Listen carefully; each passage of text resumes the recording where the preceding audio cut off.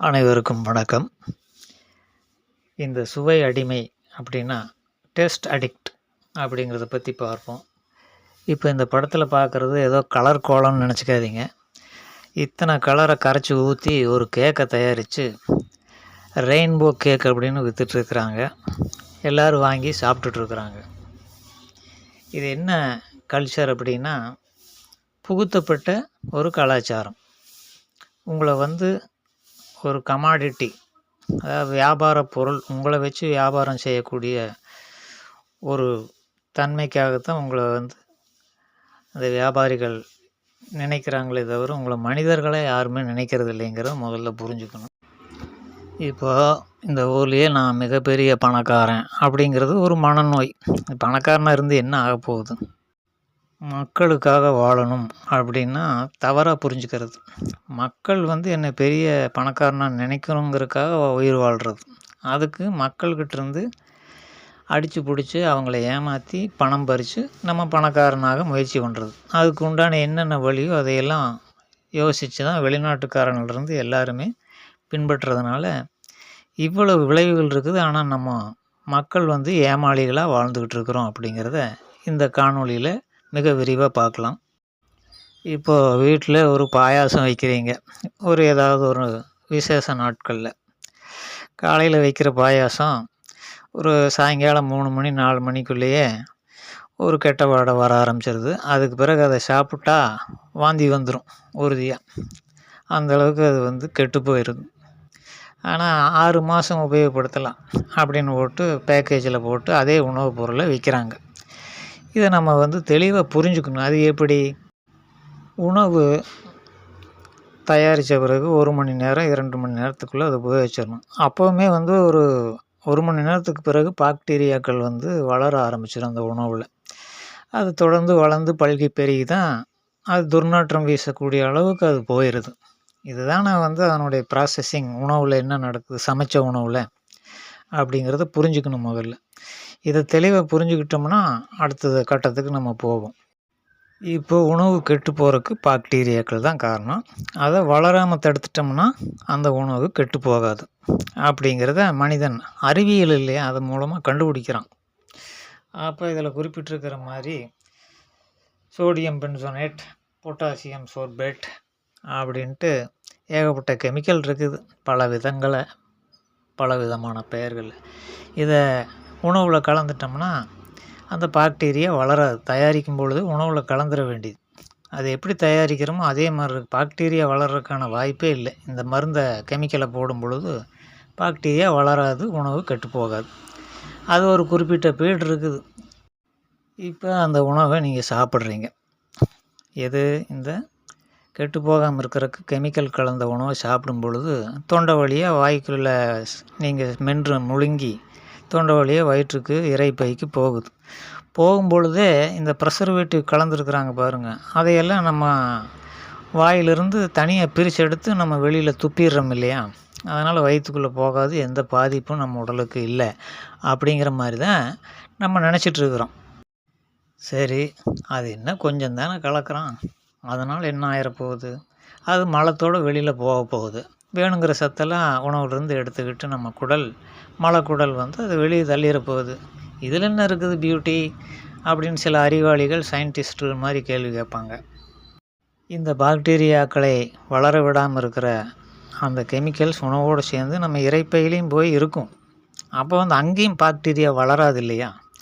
Bacteria வளர்ந்து தான் அந்த ஹைட்ரோக்ளோரிக் ஆசிட் அப்படிங்கிற அந்த அமிலத்தோடு சேர்ந்து தான் உணவு செரிமானமாகி அது பிறகு ரத்தத்தோட குடல்களில் போய் ரத்தத்தோடு கலந்து இப்படி பல விஷயங்கள் நமக்கு உடம்பில் நடக்குது.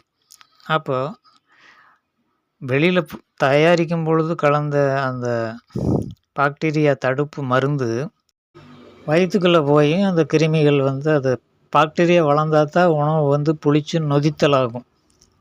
இது எல்லாத்துக்கும் தெரிஞ்சது.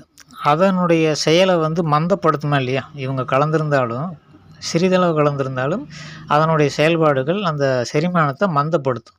இதனால தான் புளிச்சேப்பம், எனக்கு பசியே இல்லை, அப்படி ஆக்கு இப்படி ஆக்குன்னு ஏகப்பட்ட காரணங்களை சொல்லிவிட்டு வயிற்றை தடவிட்டு டாக்டர்கிட்ட போவாங்க. அதாவது போட்டு வாங்கிறது. இதுதான் உலகத்தில் நடந்துகிட்ருக்குது. இப்போது நம்ம வாங்கி கேக்க சாப்பிட்றோம். என்னென்னமோ பொருள்களை எல்லாம் இந்த தயாரிக்கப்பட்ட ரெடிமேட் தயாரிப்புகளை வாங்கி சாப்பிட்றோம். நமக்கு தெரியாது இதில் என்னென்ன இருக்குது அப்படின்ட்டு. ஆனால் மூளைக்கு தெரியும். நம்முடைய மூளை சாதாரணமானது கிடையாது, மனிதனுடைய மூளை. அது வந்து இந்த ப்ரிசர்வேட்டிவ் பொருள்களை எல்லாம் வந்து தனியாக பிரிக்கும். பிரித்து இது நம்ம உடம்புக்கு தேவையில்லாத ஏதோ ஒரு அந்நிய பொருள், ஃபாரின் பாடின்னு சொல்லுவாங்க ஆங்கிலத்தில். அந்நிய பொருள் ஒன்று உள்ளே வந்திருக்குதே அப்படின்னு அது தெரிஞ்சுக்கிட்டு அதை தனியாக பிரித்து உருட்டி இரைப்பை அந்த சுவர்களில், குடல் சுவர்களில் அங்கங்கே வந்து அப்படியே சேமித்து வைக்கும். இது என்னடா தேவையில்லாத பொருளாக தேவையான பொருளான்னு மூளைக்கு புரியாது இல்லையா? அது வந்து இப்படி தனியாக பிரித்து இயற்கைக்கு மாறான விஷயங்கள் நடக்கும்போது அது நடக்கும். பிரித்து அதை உருட்டி வைக்கிறது தான். அப்படியே அதை சுற்றி ஒரு சில விஷயங்கள் நடந்து அது வந்து கேன்சர் கட்டியாக மாறுது. இதில் கலர் உபயோகிக்கிறாங்க, ஏகப்பட்டது. நான் எல்லாம் நிறையா எக்ஸாம்பிள் கொடுத்துருக்குறேன், அதெல்லாம் பார்த்து தெரிஞ்சுக்குங்க. அப்போ இந்த பொருள்கள்ங்கிறத விட மூளை தான் வந்து கேன்சர் கட்டியவே உருவாக்குது. நம்ம உடல் தான் உருவாக்குது. தேவையில்லாத பொருள்களை சேர்த்து உருட்டி வச்சு அந்த இடத்துல மேலே கொழுப்பு படலங்களெல்லாம் படர்ந்து இப்படி தான் அந்த நோய் வந்து உருவாகுதுங்கிறது தெரிஞ்சுக்கணும். அப்போ இது கலந்த பொருள்களை நம்ம தவிர்க்கணுமா வேண்டாமா அப்படிங்கிறத நீங்கள் தான் முடிவு பண்ணணும். இல்லை பரவாயில்ல, நம்ம சம்பாதிக்கிறது எதுக்கு, டாக்டர்கிட்ட கொடுக்குறதுக்கு தானே அப்படிங்கிற எண்ணங்கள் பல பேர்த்துக்கு இருக்கும். செலவு பண்ணுறதுக்கு தானே நம்ம சம்பாதிக்கிறோம் அப்படிங்கிற சில மேதாவிகள்லாம் இருப்பாங்க. அவங்களாம் இதை வந்து கேர் பண்ண வேண்டாம், கண்டபடிக்கு எல்லாத்தையும் கிடைக்கிறதையெல்லாம் வாங்கி முழுங்கிட்டே இருக்க வேண்டியது, ஒன்றும் தப்பு இல்லை. இப்போ ஒரு நுகர்வு கலாச்சாரத்தை உருவாக்கி இது போன்ற கெமிக்கலை உள்ள உபயோகிக்கிற மாதிரி பண்ணிட்டோம்னா அதுக்கு வந்து அடுத்தது மெடிக்கல் ரீதியான ஒரு வியாபாரம் ஆரம்பிக்கும். இப்போ கேன்சருக்கு மருந்து, அப்புறம் வாழ்நாள் முழுக்க எல்லாத்தையும் நம்ம சம்பாதிச்சு அவங்களுக்கு கொடுத்துட்டே இருக்க வேண்டியது தான். இதுதான கான்செப்ட் நடந்துகிட்ருக்குது உலகம் முழுக்க. இதெல்லாம் தெரிஞ்சுக்கிட்டு இயற்கை வாழ்வு வாழ்கிறதுக்கு முயற்சிகள் ஒன்றும் தப்பு கிடையாது. காலையில் வாக்கிங் போகிறது தவறுன்னு ஒரு வீடியோ போட்டிருந்தேன். ஏகப்பட்ட பேர் எனக்கு நேரம் கிடைக்கல, சாயங்காலம் மாதிரிலாம் போக முடியாது, காலையில் போகிறதுனால தப்பு இல்லைங்கிற. அவங்களுக்கு நேரம் கிடைக்கலைங்கிறதுனால அதில் இருக்கிற குறைபாடுகளை வந்து இல்லைன்னு சொல்லி வாதாடிட்டு இருக்கிறாங்க. எப்படி இருக்குது? எப்படியாவது அது இல்லைன்னு யாராவது சொல்லிடுவாங்களா அப்படின்னு தான் துடிக்கிறாங்க. நம்முடைய இயலாமையை வந்து சரின்னு சொல்லி யாராவது சொன்னாங்கன்னா அவங்களுக்கு ரொம்ப மகிழ்ச்சியாயிரும். அந்த ஒரு திருப்தியில் வாழ்க்கையை ஓட்ட வேண்டியது தான். இப்படி இருக்கிறாங்க மனித மனநோய் பிடிச்ச மாதிரி. அதனால் இதையும் வந்து எத்தனை பேர் மறுக்க போகிறாங்களோ தெரியல. இந்த மூளையினுடைய செயல்பாட்டு காரணமாக சில வந்து குளிர்பானங்கள்லாம் இருக்குது. மிகப்பெரிய கோலா வந்தாளான்ட்டு எல்லாம் போட்டுக்கிட்டு நிறைய அந்த மாதிரி குளிர்பானங்கள் இருக்குது. அதில் ஒன்றும் சத்தெல்லாம் கிடையாது. அது வந்து இதே மாதிரி தான் அந்நிய பொருளாக தான் இருக்குது. அது முழுக்க அதனுடைய ஃபார்முலா எல்லாமே மூளைக்கு அந்நிய பொருள்கள். அதை உடம்பு முழுக்க சேகரித்து உடம்பை வளர்த்து விட்டு உடல் எடையை கூட்டி விட்டுருது. இப்படி ஒரு கான்செப்ட் இன்னொரு பக்கம் நடந்துகிட்ருக்குது. இப்படி மனிதனுடைய மூளைக்கு என்ன வந்து அதுக்கு தெரியுமோ அதுக்கு தகுந்த மாதிரி உணவுகளை எடுத்தால் தான் அது வந்து ஆரோக்கியமான வாழ்க்கையை தரும். இல்லைன்னா இப்படி தான் குளறுபடி ஆகி போயிடும் அப்படிங்கிறத புரிஞ்சுக்கிட்டு இதுபோல் மற்றவங்களுக்கு நம்ம அடிமையாகி அவங்க சுவைக்கு அடிமையாக்குறாங்க அப்படிங்கிறத புரிஞ்சுக்கிட்டு அந்த அடிமை வாழ்வை நமக்கு தேவையாங்கிறத புரிஞ்சுக்கிட்டு குழந்தைகளை வளர்த்த ஆரம்பிங்க. நீங்கள் தான் போயிட்டீங்க நாசமாக. இப்போ சிறு வயதில் இருக்கிற குழந்தைகளுக்கு இந்த ஊரை பார்த்து சூறு போடுறது தப்புன்னு சொல்லி கொடுத்து வளர்த்திங்கன்னா இந்த ரோட்டில் போய் நின்றுக்கிட்டு இப்படி 4 பேர் பார்க்குறாங்களான்ட்டு ஐஸ்கிரீம் சாப்பிடும்போது கம்முன்னு சாப்பிட மாட்டாங்க. ஐஸ்கிரீம் பார்த்துட்டு நான் சாப்பிட்றேன் பார் அப்படின்ட்டு ஊருக்கெல்லாம் யாராவது நல்லா தெரியப்படுத்தணும் அவங்களுக்கு.